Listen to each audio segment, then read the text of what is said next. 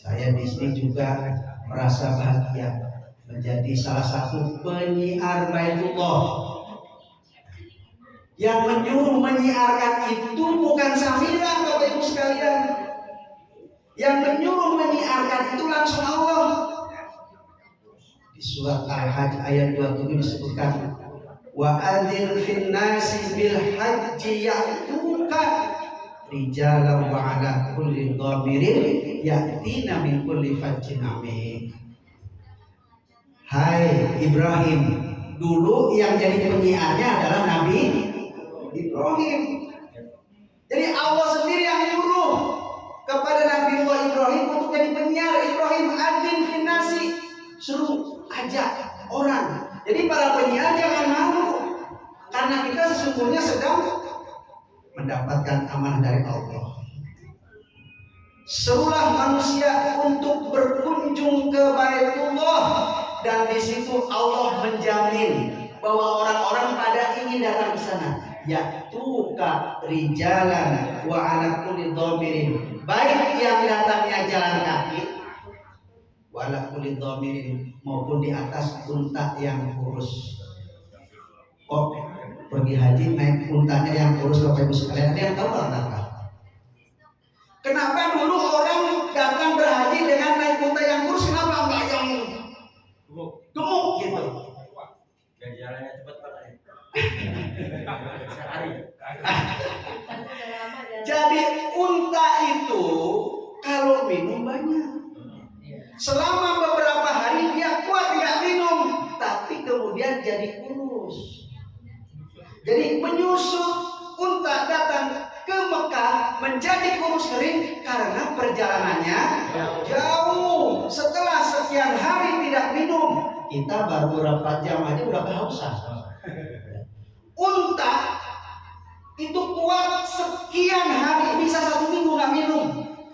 Makanya datang mungkin dari berbagai penjuru pelosok datang ke Mekah. Awalnya berangkat dalam keadaan gemuk, nyampe di kota Mekah menjadi kurus kering, menunjukkan perjalanannya jauh.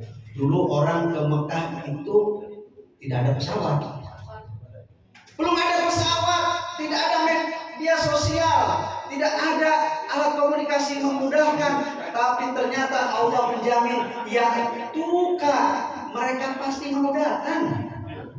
Di Pak Wimar makanya semangat terus, karena orang yang beriman pasti di hatinya ingin datang ke Baitullah. Ya'tuka, baik dalam keadaan jalan kaki, rijalan itu artinya jalan kaki, walaupun dhamirin, maupun naik unta yang kurus. Bahkan dalam sebuah riwayat disebutkan ada seorang yang pergi haji itu sampai menggendong ibunya. Saking betapa Baitullah itu jadi magnet, jadi daya pikat.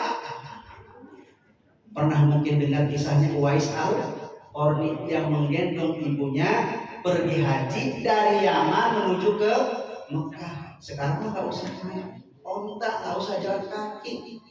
Kita duduk manis, makan yang enak, bisa menikmati tayangan televisi, tahu-tahu sudah sampai dalam 8 atau 9 jam. Semuanya mendapatkan kemudahan dari Allah. Ya'tina min kulli fajjin amik, mereka akan datang dari berbagai penjuru dunia, dari berbagai pelosok.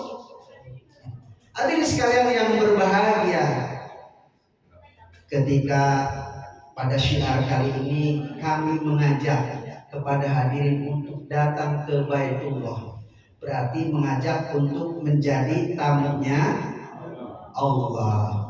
Baginda Nabi yang bilang seperti itu. Al-hujjaju wal umaru wafdullah. Mereka yang sedang berhaji, mereka yang sedang berumroh adalah tamunya Allah. Jadi wafdullah itu maknanya adalah duyufullah, tamunya Allah. Inda'ahu ajabahum, kata baginda Nabi, jika orang itu berdoa kepada Allah akan Allah kabulkan.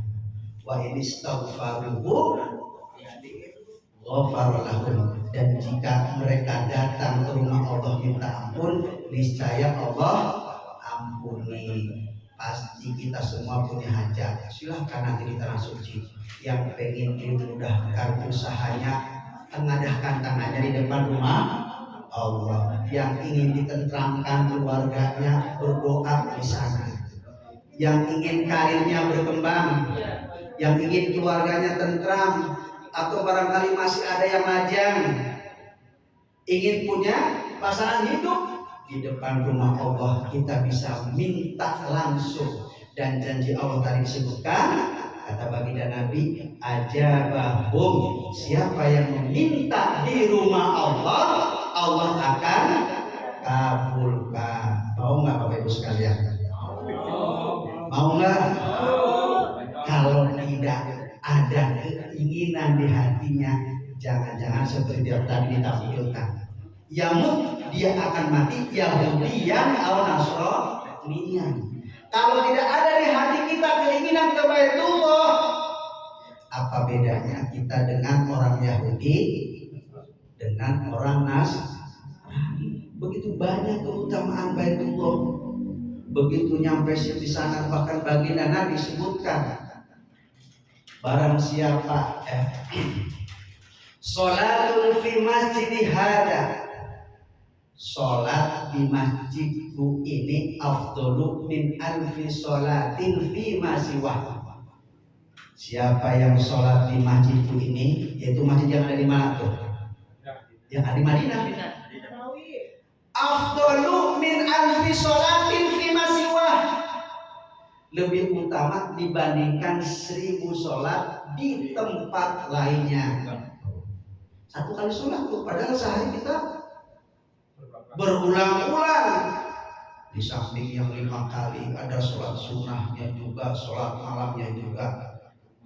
Fi masiwah illa al-masjidil haram, kecuali Masjidil Haram. Jadi kalau sholat di Madinah itu 1000 kali, sedangkan di Masjidil Haram afdalu min sholatin, lebih utama dibandingkan sholat fihi, dibanding apa, di tempat tersebut di Masjidil Haram, bimi'ati sholatin, dengan 100 keutamaan.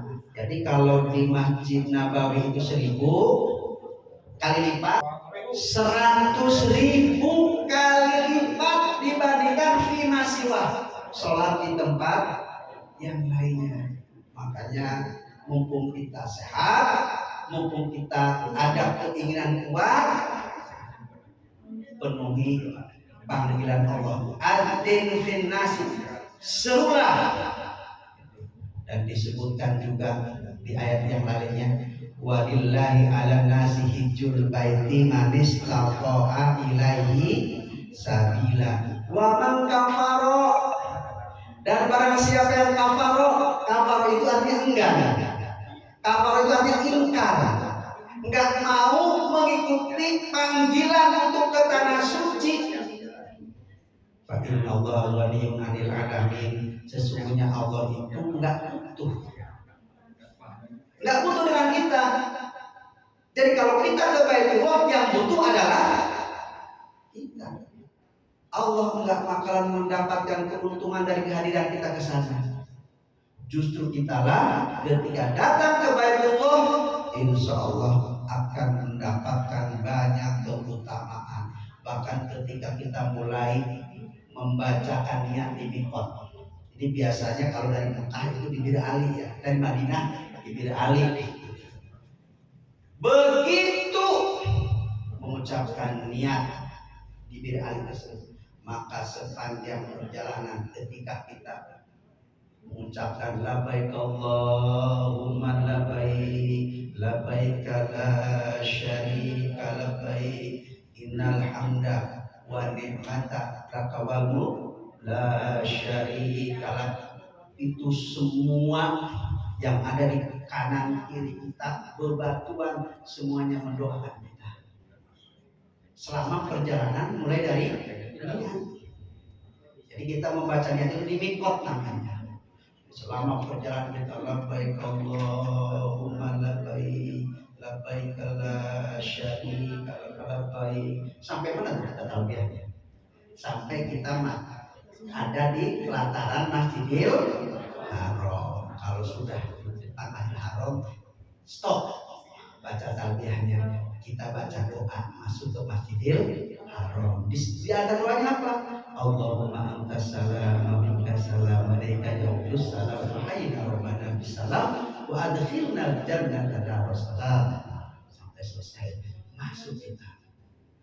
Siapapun saya yakin kalau yang pertama kali melihat Ka'bah pasti meneteskan air mata.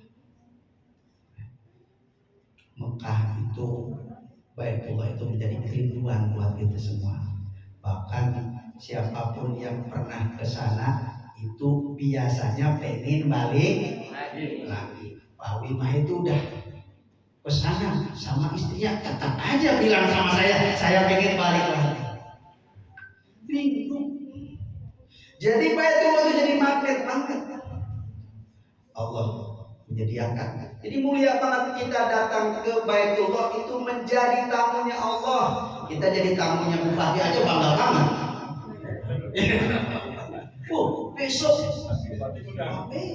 Besok saya di WA nih di grup diundang datang ke rumahnya bupati. Bangganya luar biasa.